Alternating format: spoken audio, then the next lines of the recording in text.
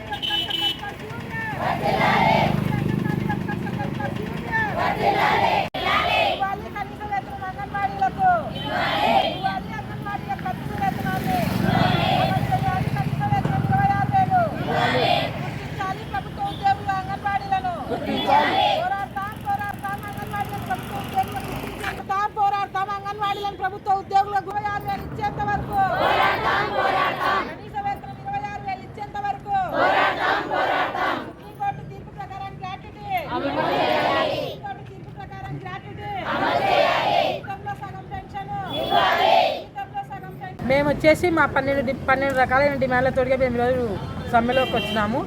మొదటిది వచ్చేసి మా కనీస వేతనం అంటే జగన్మోహన్ రెడ్డి సార్ గారు పాదయాత్ర చేసేటప్పుడు చెప్పినాడు మాకు తెలంగాణ కన్నా 1,000 రూపాయలు అదనంగా జీతాలు ఇస్తాం మీకు అని చెప్పేసి ఆ మాటను మర్చిపోయి జగన్మోహన్ రెడ్డి సార్ 4.5 సంవత్సరాలు అవుతుంది. మేము ప్రతిరోజు ప్రతి మీటింగ్కు ప్రతి ధర్నాకు పోయినప్పుడంతా మమ్మల్ని పోలీసులతో నిర్బంధం చేస్తున్నారు కానీ జగన్మోహన్ రెడ్డి సార్కి మాత్రం ఇచ్చిన మాట గుర్తు రావడం లేదు. హామీలను నెరవేర్చాలని కూడా ఆయన గుర్తుకు రావడం లేదు. తెలంగాణ ప్రభుత్వం కన్నా 1,000 రూపాయలు ప్రతి నెల ఎక్కువ ఇస్తామన్న జగన్మోహన్ రెడ్డి సార్ గారు ప్రభుత్వం అమల్లోకి వచ్చినాక తను సీఎం అయిన తర్వాత మాకు 1,000 రూపాయలు పెంచాడు. ఆ 1,000 రూపాయలతోనే మమ్మల్ని మర్చిపోయాడు. కానీ ఇప్పుడు తెలంగాణ ప్రభుత్వం అదనంగా జీతాలు తీసుకుంటుంది. 4.5 సంవత్సరాల నుంచి మేము పోరాడుతూనే ఉన్నాం, మాకు జీతాలు పెంచడం లేదు.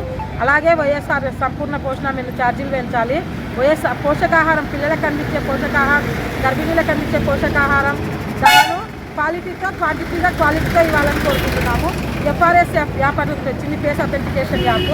ఆ ఎఫ్ఆర్ఎస్ యాప్ రద్దు చేయాలని కూడా మేము అడుగుతున్నాము. తర్వాత 60 సంవత్సరాలు పూర్తయిన తర్వాత మేము ఇంటికి వెళ్ళిపోతున్నాము. ఇంటికి వెళ్ళిపోయినాక వాళ్ళకి CFMS కింద జీతాలు తీసుకుంటున్నందుకు టీచర్స్కి మాకు వృద్ధాప్య పెన్షన్ కూడా వర్తించడం లేదు. ఆ వృద్ధాప్య పెన్షన్ ఇవ్వనందున అంగన్వాడీ టీచర్లు ఈరోజు భిక్షాటన చేసుకొని బతకాల్సి వస్తుంది. మాకు జీతంలో సగం జీతం పెన్షన్ ఇవ్వాలని, రిటైర్మెంట్ బెనిఫిట్స్ 5 లక్షలు ఇవ్వాలని, సుప్రీంకోర్టు తీర్పు ప్రకారం గ్రాట్యుటీ ఇవ్వాలని, కనీసం సగటు మనిషి బతకడానికి ఒక కుటుంబం బతకడానికి సుప్రీంకోర్టే తీర్పు ఇచ్చింది 2022లో 26,000 జీతం కావాలని చెప్పేసి. ఆ సుప్రీంకోర్టు తీర్పు ప్రకారమే మేము ఈరోజు న్యాయమైన కోరికలతో న్యాయమైన డిమాండ్లతో ఈరోజు రోడ్డు మీదకి వచ్చాం. దాన్ని కూడా అనగదొక్కడానికి అని చెప్పేసి అంగన్వాడీ సెంటర్లకు ప్రభుత్వం సర్కార్ చేతిలోకి అని చెప్పేసి అంగన్వాడీ సెంటర్లను కేర్ టేకర్లుగా వాలంటీర్లు అని చెప్పేసి ఈరోజు నోటీస్ చేసినాడు. అంగన్వాడీ సెంటర్లు మా సూపర్వైజర్ వచ్చేసి మీరు తాళాలు ఇస్తారా లేదా మమ్మల్ని బలవంతం చేస్తున్నారు. మేమైతే తాళాలు ఎట్టి పరిస్థితుల్లో ఇవ్వము. మా సమ్మె మేము మా న్యాయమైన కోరికలు తీర్చేంత వరకు మా సమ్మెను కొనసాగిస్తామని జగన్ సార్ మమ్మల్ని గుర్తుపెట్టుకోండి. మేము కూడా మీ అందరి అక్క చెల్లెమ్మలతో పాటు మేము కూడా ఆడపిల్లలమే, మీకు అక్క చెల్లెమ్మలమే. మా కోరికలను మాకు తీర్చాలి, మా న్యాయమైన డిమాండ్లు తీర్చాలని చెప్పేసి మేము ఈరోజు మిమ్మల్ని రిక్వెస్ట్ చేస్తున్నాం సార్. మీరు అన్న మాట ప్రకారం, మీరు ఇచ్చిన మాట ప్రకారం మా జీతం మాకు తెలంగాణ కన్నా 1,000 రూపాయలు అదనంగా పెంచండి. అదే మా డిమాండ్ కూడా. ఆ న్యాయమైన డిమాండ్ తీర్చాను సార్. ఏవో 4 చిన్న డిమాండ్లు తీర్చి నేను తీరుస్తున్నాను కదా, మీరు సమ్మె విరమించుకోండి అని చెప్పేసి ICDS పీడీలను, ICDS సూపర్వైజర్లను, ICDS CDPOలను ఈరోజు మా శిబిరాల దగ్గరికి పంపించి తాళాలు బలవంతంగా లాక్కోవడానికి చూస్తున్నారు. కానీ మేము ఇవ్వం సార్. మా న్యాయమైన కోరిక తీరాలి, మా జీతాల పెంపు కావాలి. మేము అంతవరకు ఈ నిరవధిక సమ్మెను సాగిస్తూనే ఉంటాం. మా డిమాండ్లు వచ్చేసి కనీస వేతనం, గ్రాట్యుటీ, జీతంలో సగం పెన్షను, రిటైర్మెంట్ బెనిఫిట్స్, దానితో పాటు వేతనంతో కూడిన మెడికల్ లీవ్లు మాకు కలిగించాలి. ఆరోగ్య భద్రత ఉండడం లేదు కనుక సెలవులు తీసుకొని వెళ్ళాలంటే జీతాలు కట్ అని అనడంతో మేము సెలవులు పెట్టుకోలేకుంటున్నాం, మా ఆరోగ్యాన్ని రక్షించుకోలేకుంటున్నాం. అందుకు వేతనంతో కూడిన మెడికల్ లీవ్లు రావాలి. ఆయాలకు వచ్చేసి టీచర్లుగా ప్రమోషన్ కావాలంటే 50 సంవత్సరాల వయసు వాళ్ళ పెంచాలి. తర్వాత మా ప్రీ స్కూల్కి వచ్చే పిల్లలకు కూడా అమ్మఒడి పథకాన్ని వర్తింపజేయాలి. యూనిఫామ్లు ఇవ్వాలి.